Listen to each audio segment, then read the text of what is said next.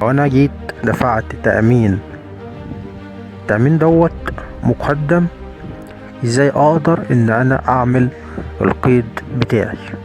فانا لو قلت ان في 4/10 تم دفع التأمين عن سنة كاملة بمبلغ 600 جنيه على سبيل المثال، وبيقول لي الذي ينتهي فيه 30/9 من العام القادم،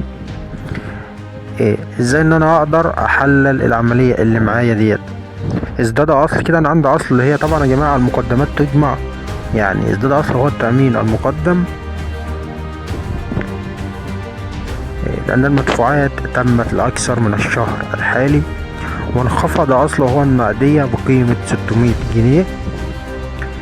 يبقى أنا عندي في معادلة الميزانية الأصول التأثير كله هيكون في جانب على الأصول. بالنسبة للنقدية هتنقص ب600 جنيه، والتأمين المقدم هيزيد ب600 جنيه. يبقى القيد اليومية بتاعي من حساب التأمين المقدم إلى حساب النقدية، أرحل القيد بتاعي لدفتر الأستاذ. في صفحة حساب النقدية هنزل النقدية جانب شمال ب600 جنيه، وهفتح صفحة جديدة للتأمين المقدم جانب يمين ب600 جنيه. وبكده أكون إن أنا سجلت عملية دفع التأمين المقدم. طالما تأمين مقدم يا جماعة ده بيظهر في الميزانية وما بيكونش حساب قائمة دخل.